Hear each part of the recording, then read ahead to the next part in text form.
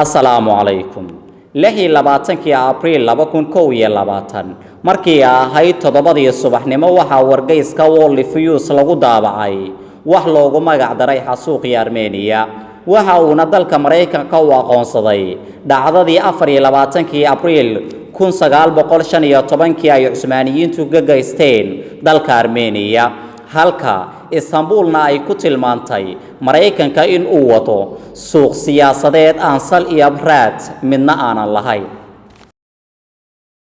dadka reer Armenia waxay ku mudaharaadeen banaanka hoyga safiirka turkiga ee uu ku leeyahay magaalada Washingto ee cariga Mareykanka maalinimadii Sabtiga ahayd oo ay ku beegneyd 24 Abriil 2021 iyadoo ay ka mudaharaadayeen taariikhdii Cusmaaniyiintu ay ku qabteen hogaamiyeyaashoodii ee reer Armenia iyo indheergaradkoodii magaalada Istanbul 24 Abriil 1915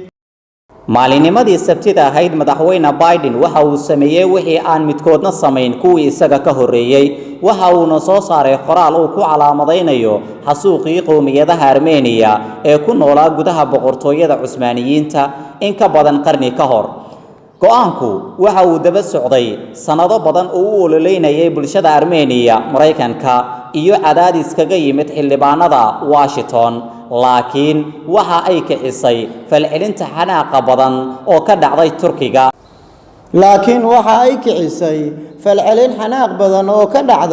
dalka Turkiga kaasi oo mas'uuliyiin oo ay ku qanacsan yihiin ra'yiga guud ee dadweynaha ay muddo dheer ka soo horjeedeen isku dayo banaanka ka baxsan oo xukunka loogu ridayo dhacdooyinkii dhiigga ku daatay ee xilligaas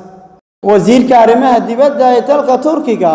Mevlut Cavusoglu ayaa bartiisa Twitter-ka ku soo qoray ma jirto cid aan ka baranayno taariikhdii hore fursadaha siyaasadeed waa khiyaanada ugu weyn ee nabadda iyo cadaaladda wasaaradda arrimaha dibadda ee dalka Turkiga ayaa u yeertay safiirkeedii Mareykanka ee Ankara si ay uga mudaharaadaan bayaanka Biden inta badan xisbiyada siyaasadeed ee ugu waaweyn dalka Turkiga oo ay ku jiraan kuwa ka soo horjeeda madaxweynaha garabka midig ee madaxweyne Recep Tayyip Erdogan ayaa cambaareeyay go'aanka Mareykanka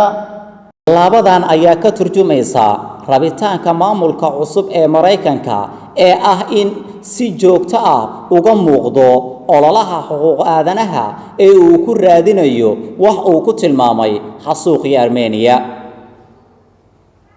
muddo 10 sano ah maamuladii isxigay ee dalka Mareykanku waxa ay iska caabinayeen saameynta go'aankan uu qaatay madaxweyne Biden iyagoo ka feejignaanaya in qatar ay kaga imaan karto xiriirka kala dhaxeeya wadanka Turkiga ka oo ay ku midaysan yihiin xubinta NATO qaar badan oo ka mid ah saraakiisha Turkiga iyo taariikhyahanada qaar waxay door bidaan inay arkaan dilka iyo musaafiriinta dadka reer Armenia iyadoo loo eegayo xaaladda guud ee kacdoonkii horeeyay burburkii boqortooyadii Cusmaaniyiinta qiyaastii 5 milyan oo muwaadiniin Cusmaaniyiin ah ayaa dhintay intii u dhaxaysay 1914 ilaa iyo 1922 xilli qarsoodi ah ay ku arkeen dad aad u tiro badan oo Turki, Giriig iyo qowmiyado kale ah ka kooban kuwaasoo barakacayay wasaaradda arrimaha dibadda ee Turkiga ayaa boggeeda ku sheegtay inuusan jirin xiriir macno leh oo u dhaxeeya xasuuqii Holocaust iyo khibradii reer Armenia ee Cusmaaniyiinta والسلام عليكم ورحمة الله وبركاته فضلا channelka subscribe inoo saara si aad ula socotaan muuqaalada inoo xiga